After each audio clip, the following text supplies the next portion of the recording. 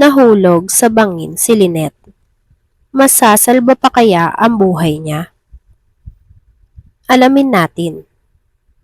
Welcome back sa aking channel. Abot kamay na pangarap.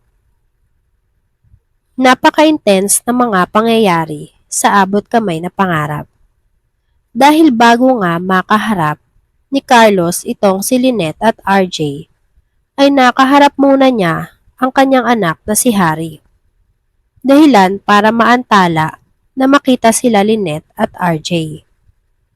Pinamukha nitong si Harry kay Carlos na hindi talaga siya mahal nitong si Lynette at si RJ talaga ang tunay na mahal ni Lynette.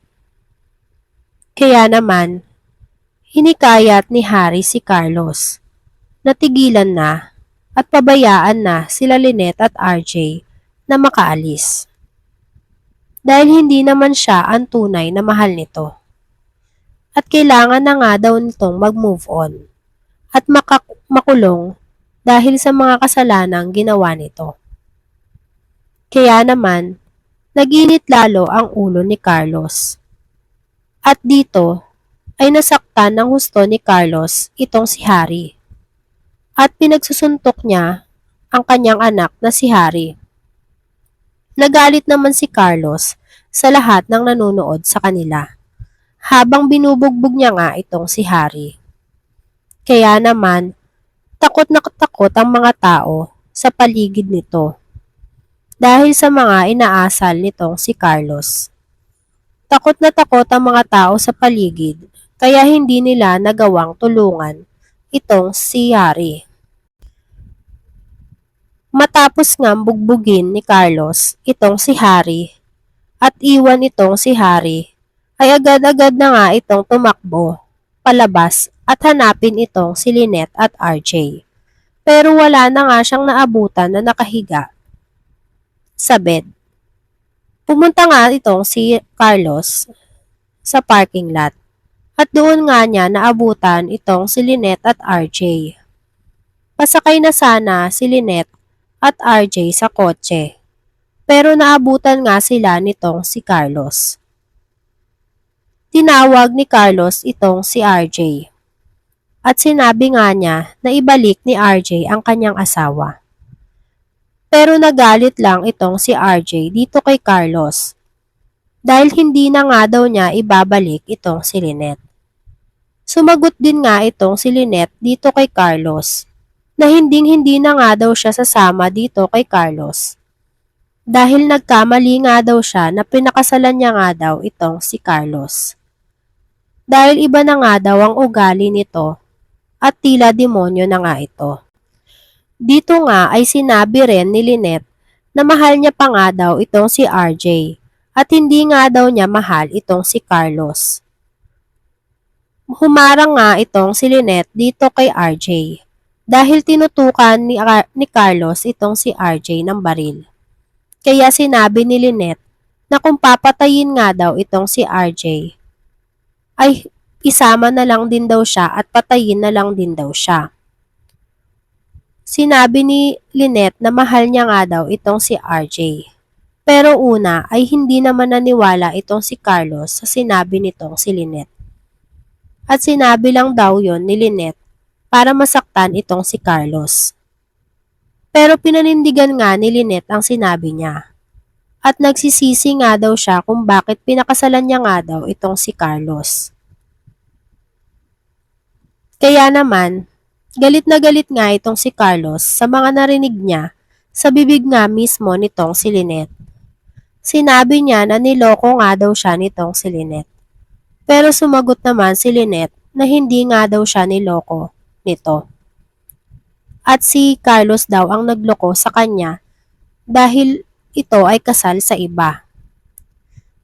Kaya nagkasakita naman itong si Carlos at RJ dahil pinag-aagawan nga nila itong si Lynette. Sakto naman at dumating itong sila Annalyn.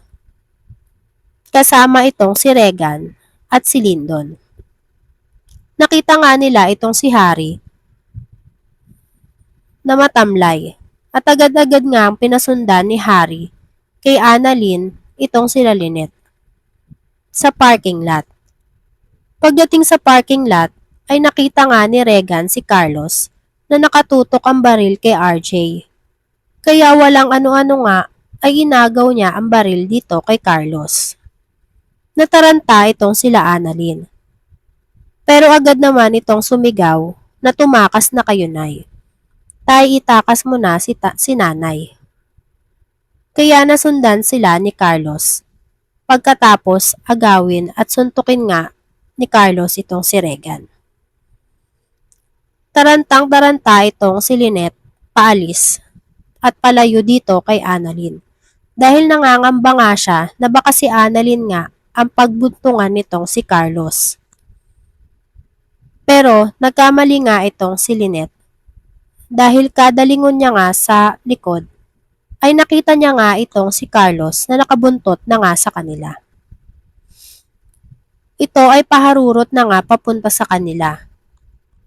Sa Apex naman, gulat na gulat nga si Zoe nang ibalita sa kanya ni Annalyn na si Carlos talaga ang pumatay dito kay Irene.